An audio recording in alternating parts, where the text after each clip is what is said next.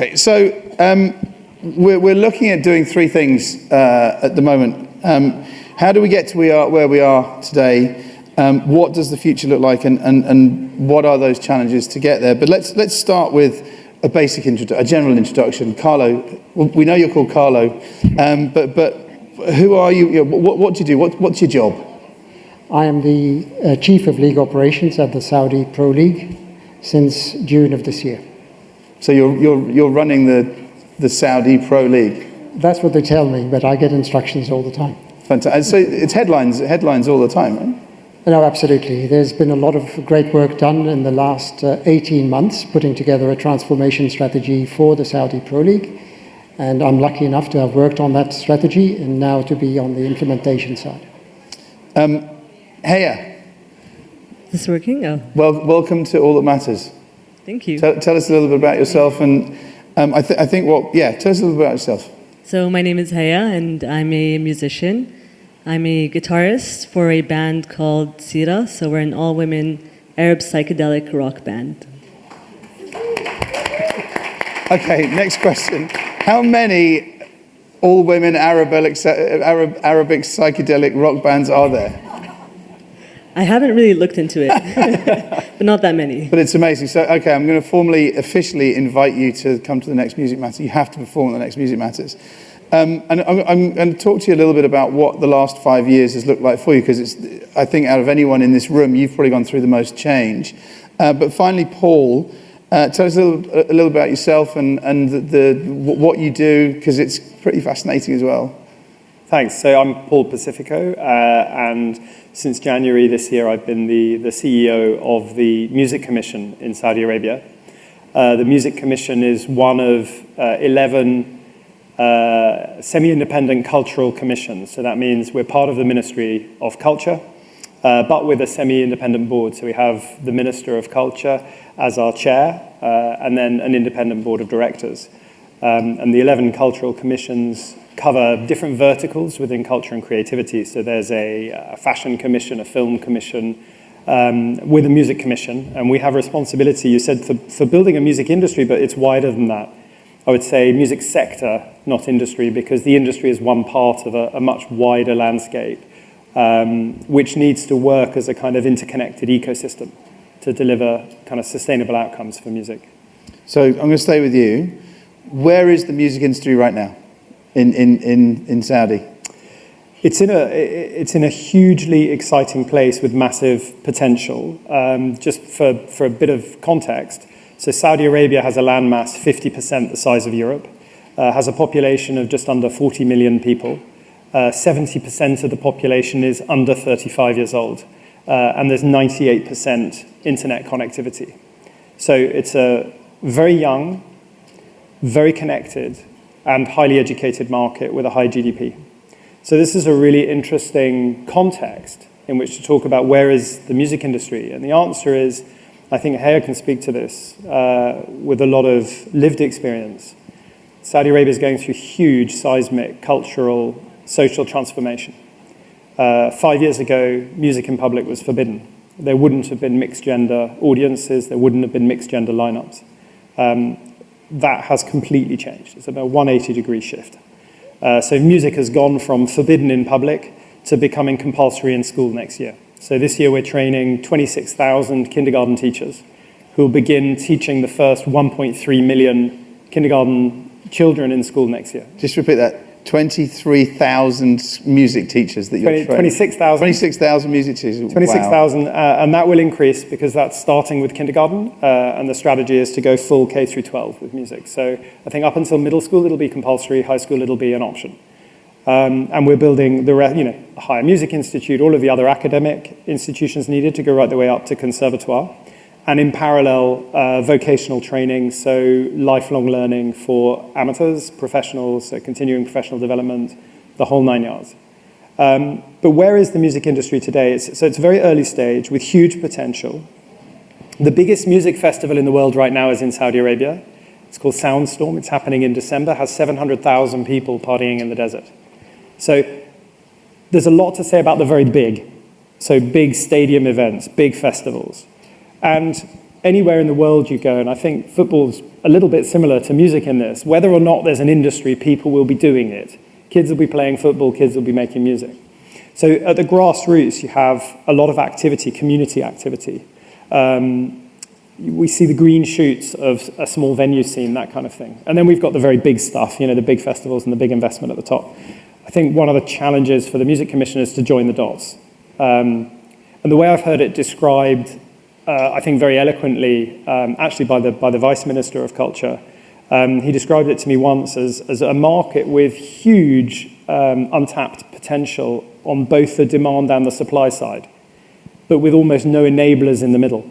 So the role of the Music Commission really is to build those enablers to allow people to fulfill their enjoyment of music, their potential to play music, to make it part of their career, their life, and so really to connect supply and demand.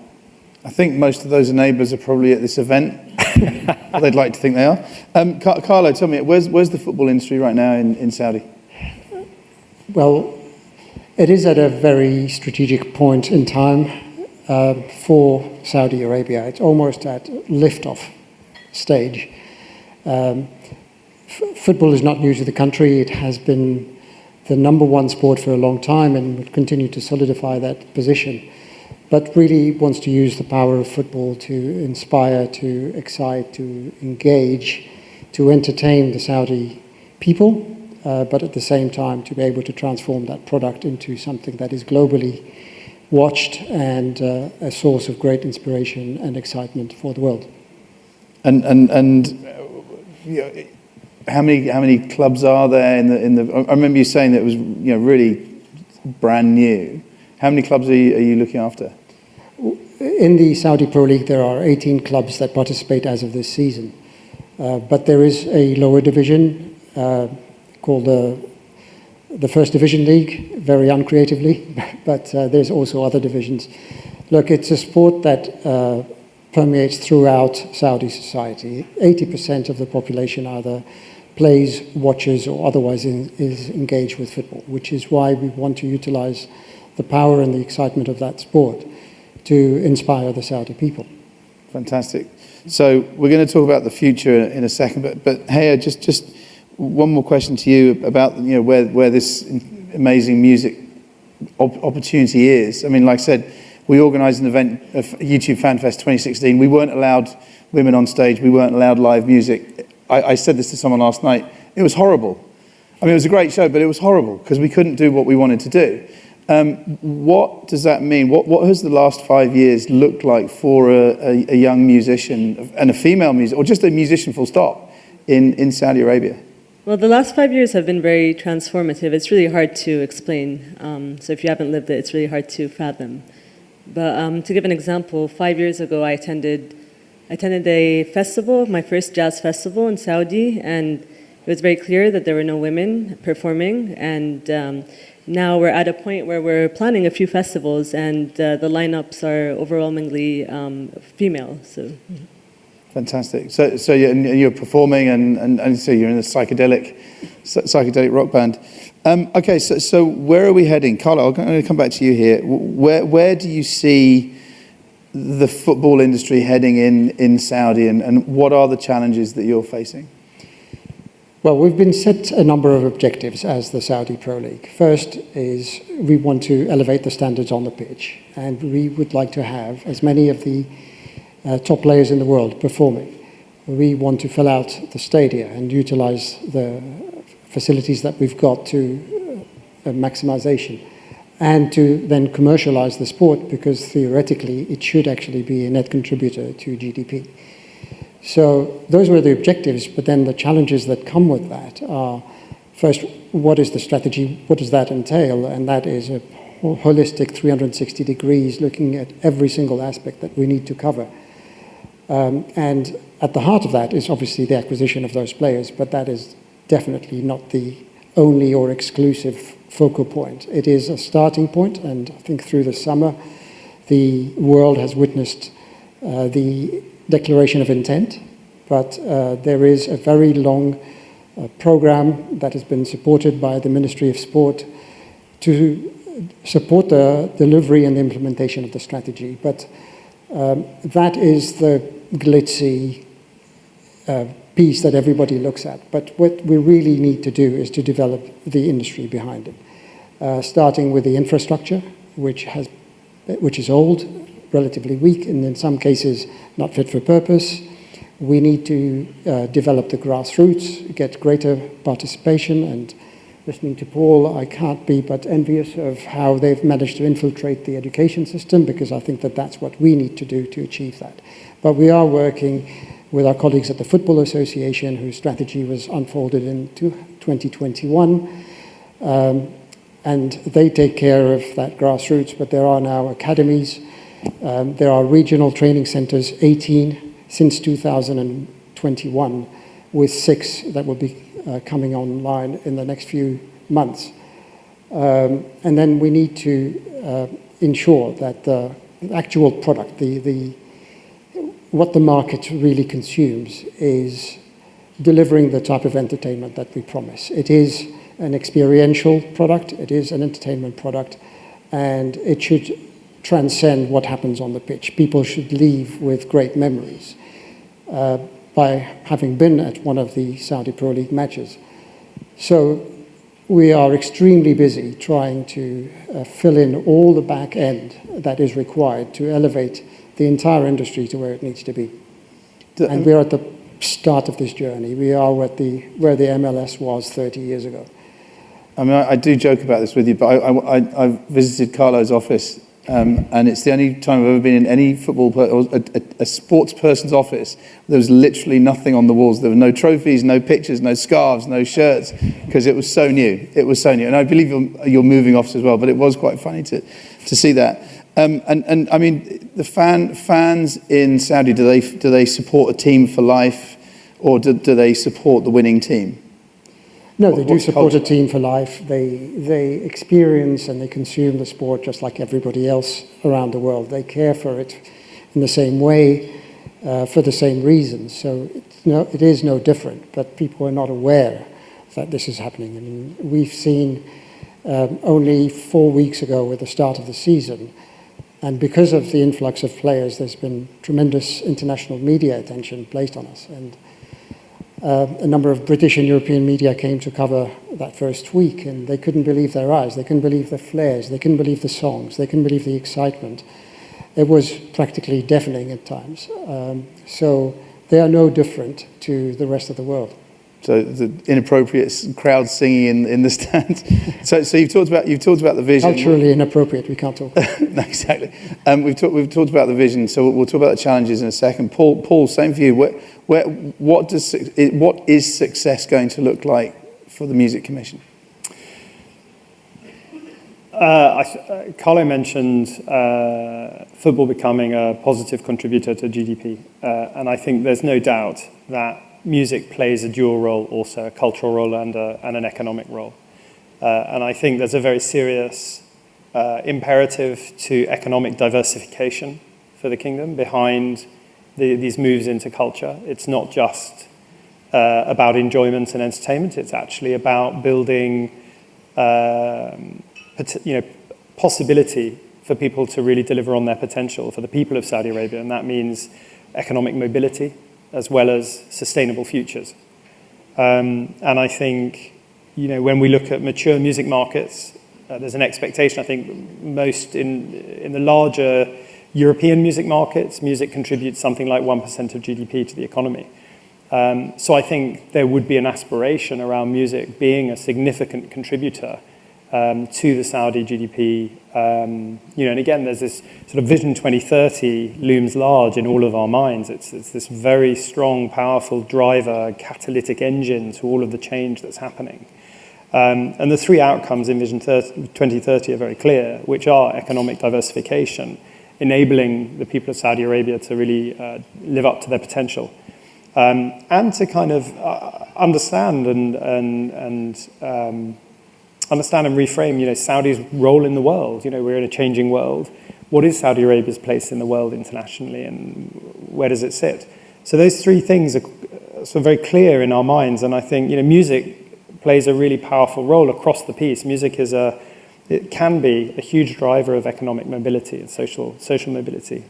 It can also bring people together and be a huge force for uniting people, whether that's internally, nationally, regionally, globally.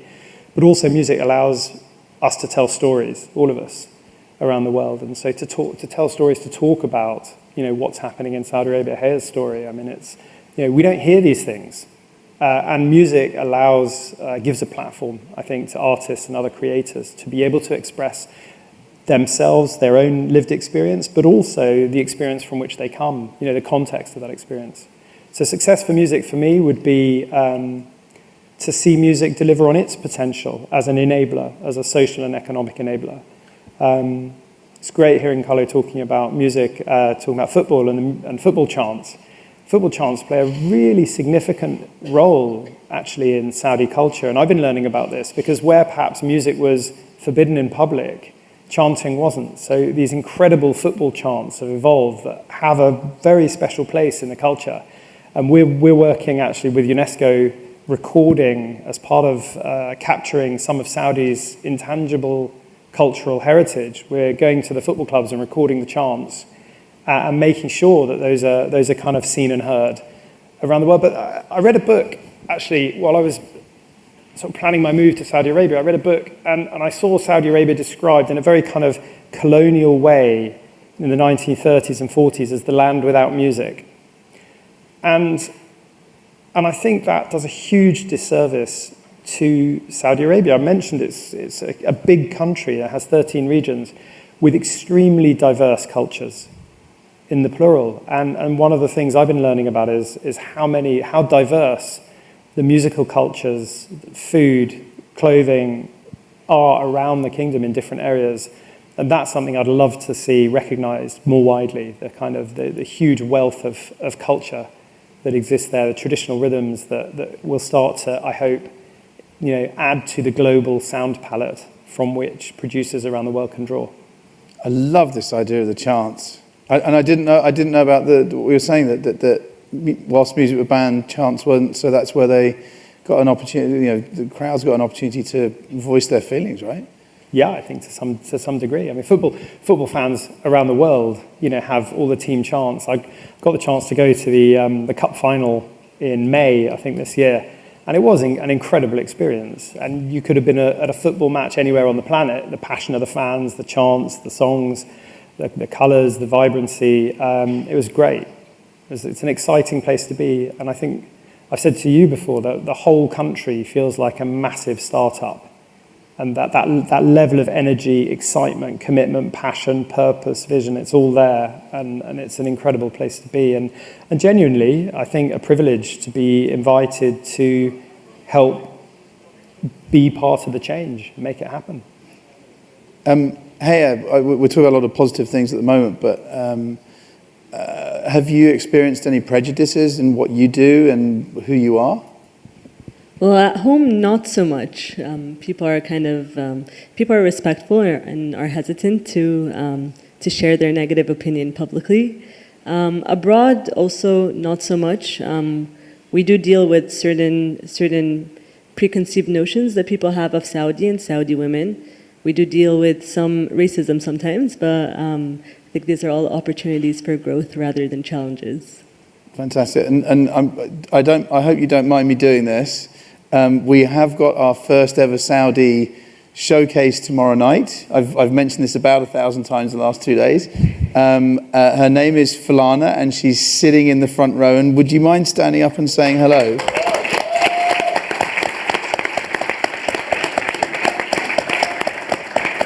Sorry to do that, but I only just spotted you there. So what are the challenges? Okay, we talked about how hard is it? How hard is it to do your job, Carlo?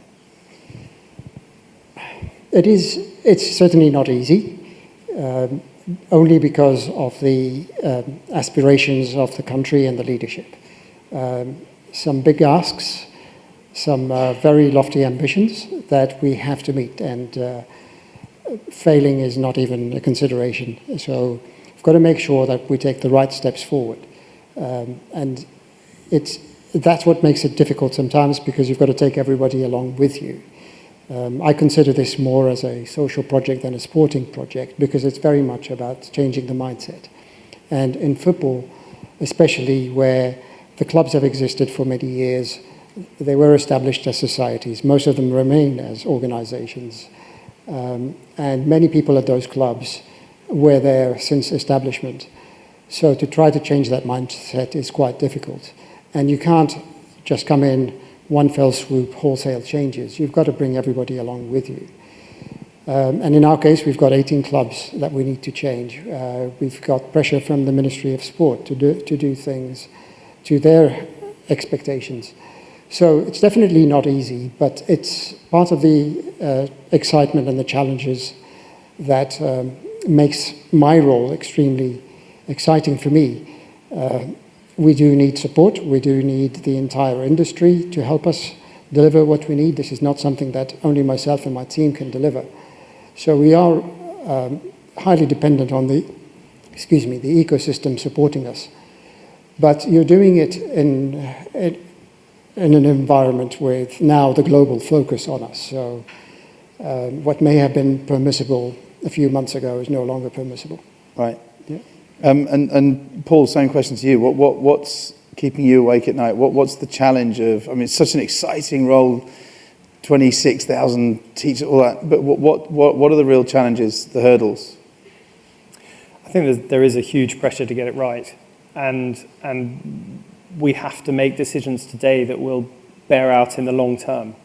So the other analogy I sort of always refer back to is, when they built the Channel Tunnel from France to the UK, and they started digging from both coasts, and the big question was whether they'd meet in the middle. And a lot of the work that we do, I feel, is similar, where we're trying, things at different scales in different ways that at some point they have to join up, they have to meet. So whether that's, Falana's here showcasing tomorrow night, so starting to build international platforms for Saudi artists, but at the same time trying to make sure there's domestic support. So it's never one thing or the other. Music is, as we know, it's a complex, interconnected landscape. And if you build one skyscraper on its own, it's just going to fall over. So the challenge for us is we've got to kind of build everything all together all at once and then try to raise the floor. So the things that keep me awake at night are this idea of planting seeds today for a forest tomorrow and trying to make sure the forest we're planting is a sustainable one. You do have the most wonderful metaphors, you know that. So look, I think, so much positive stuff coming out from Saudi at the moment, but you do read the headlines, you do see these words, sports washing and culture washing. Carlo, what's the response when people say, oh, you're just putting money, you're just buying your way into it? What is sports? Are you sports washing? Well, anybody who goes to matches would not think that at all. At the end of the day, it is a population and a country that's trying to develop its own league, and that's what we're trying to do. There's a lot of noise around that, unfortunately, but we've got to stay true to to the course that we've set for ourselves and just keep following it. Undoubtedly, people will label us along the way, but given the stats that I've shared with you and that Paul has shared with you about the popularity and the youthfulness of the country, it shouldn't come as a surprise to anybody who's seen Saudi's performances at the World Cup, for example, or the fact that its clubs have reached the final of the AFC Champions League in the last 5 seasons. Their under-23 team is the Asian champions without having conceded a goal. Even more recently, we've set up a women's league, or the Football Association has set up a women's league. The number of coaches has gone up from 500 to 5,000, 1,000 of which are women. I think all of that speaks for the love of the sport in the country and what the country is trying to do with the sport. The world has called for Saudi to change, and now that Saudi is changing, people should just acknowledge that what is happening there is for the betterment of its own society. And is the same with culture? Is it like you say, it's a startup, well-funded startup. Is that the answer? Is it culture washing? I think there's a level of skepticism and cynicism out there. So that's something that I'll read in the press, or that I'll get asked at conferences and things that I go to. Stakeholders, friends in the industry that I've known for many years, will often come and say, "Come on, what's real? Is it real? Is it happening?" When I was first approached to do this job, my first questions were, well, I don't know all that much about Saudi Arabia, actually. So I need to ask a lot of questions. And my questions were about, is it real? Am I coming to contribute to real change? And it was important to me. One of the things I would say is, as an observation, if you want to know what a government or a country really thinks, really believes in, look at what it's teaching its children. Because that's a huge investment in its own future. And if you teach a generation of kids something, that's what they'll know, that's what they'll have in their foundations. And for me, the fact that we are full tilt pushing music into education as a compulsory subject from kindergarten, from the very formative years right the way through, for me is an indicator of how strongly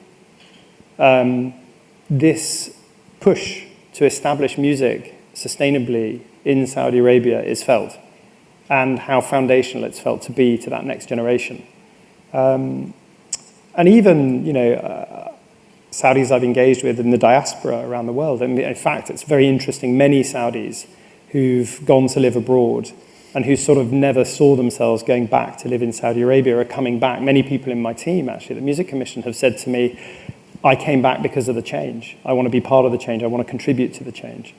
And many Saudis that I meet in the diaspora cannot believe this is happening for that next generation. So to write the change off as culture washing, I think, is to distance yourself from really reading into the subject and to look at what's actually happening. It's a simplistic, I think, way of avoiding actually the idea that there is this incredible change happening in Saudi Arabia. Carlo, you mentioned in your last answer a lot of industry help is required. You've got a lot of the industry here at all that matters. What kind of partnerships are you looking for? I mean, we had the head of sport for TikTok earlier on. He was talking about how important partnerships are. We had the head of YouTube here this morning talk about how important partnerships are. What kind of partnerships are? How can we help? First, can I apologize to everyone in the audience that has written to me that has not received a response. As you know, I'm here on a personal visit, but happy to come here today to be on this panel. So my sincere apologies to everybody. But look, we are building an industry and we need help in every sense of the word.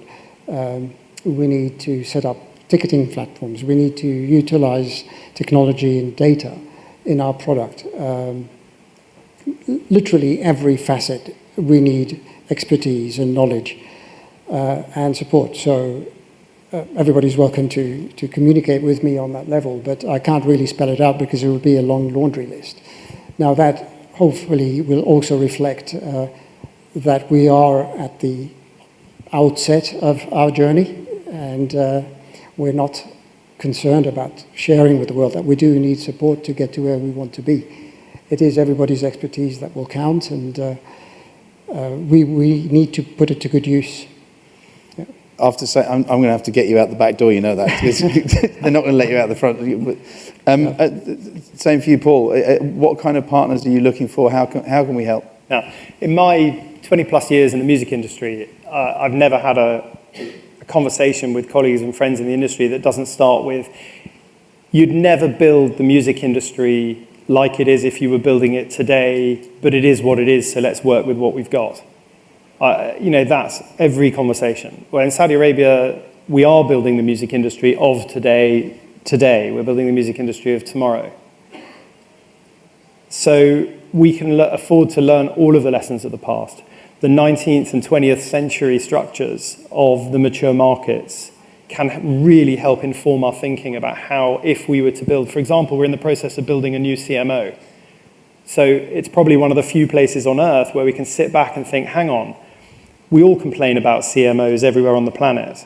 It's collective management organisations. Sorry for the non-music people. Oh, we've got marketing matters tomorrow, which is the chief jargon marketing busting. officer. Yeah. So we're building one of these. We can leverage new technologies that the established societies could not have done because they were built 100 years ago. So there are phenomenal opportunities. There are huge gaps in the supply chain for physical equipment, for technology, for access to markets, knowledge. There's a huge knowledge gap in terms of the technical aspects of the music industry.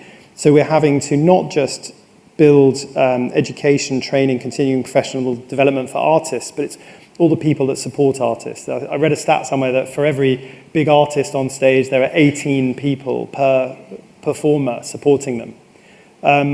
We need to really develop all of those skills. So whether that's people running music management companies, record labels, publishers, bookers, music lawyers, royalty accountants, let alone, data analysis, let alone, all of access to the world's music markets, the sync market, we need to build everything, Carlo, like yours. It would be a very long laundry list. So I would say as well, it's a fantastic moment to lean in because so much of this, we're still in a period where the tectonic plates are moving. They haven't settled yet. So now is an incredible time to get involved, to lean in, and to make a mark.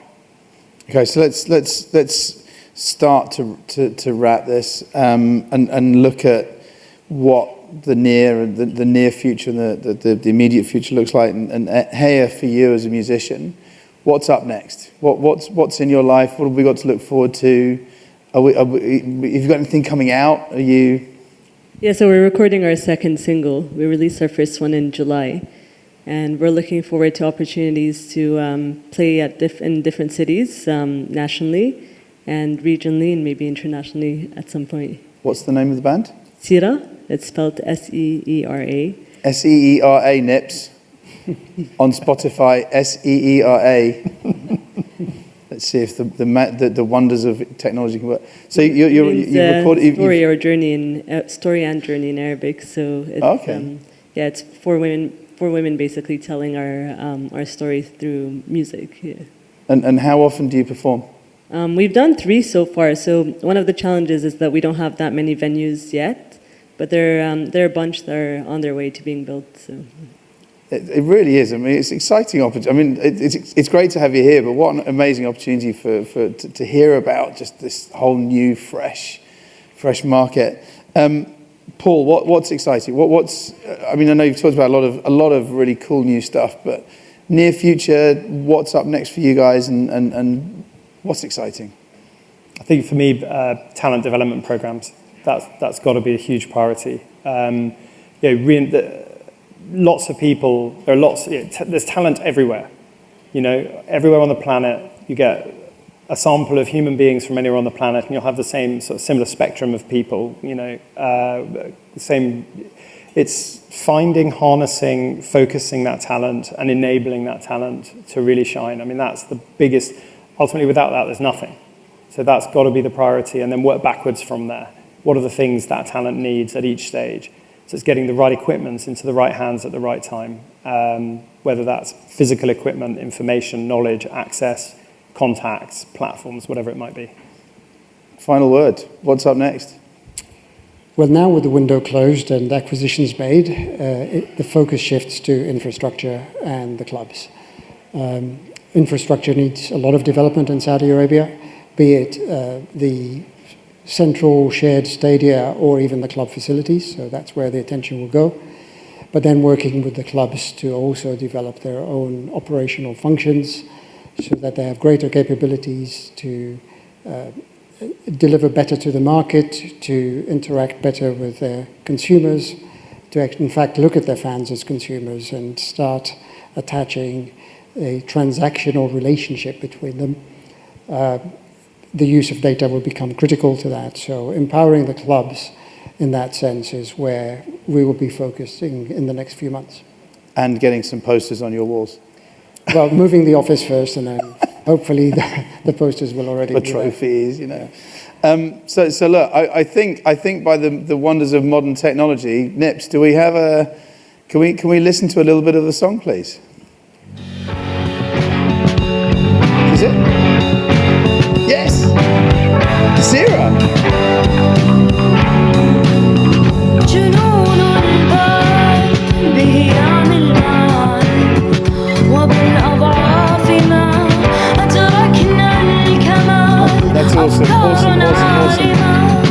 ladies and gentlemen. I've never done that before in 18 years of Music Matters, by the way.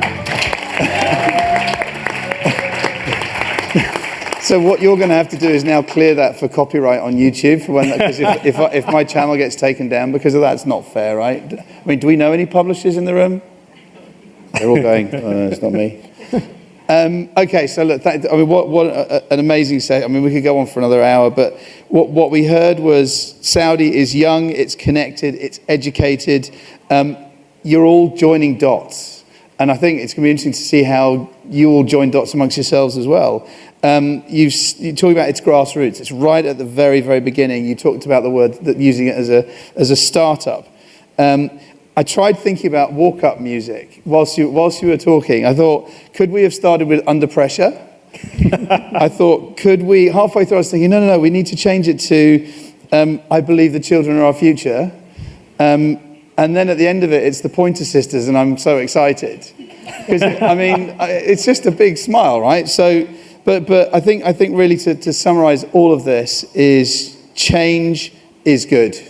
And change is really happening. And that Saudi, ladies and gentlemen, is very much open for business. So thank you so much for coming. Carlo, Haya, Paul.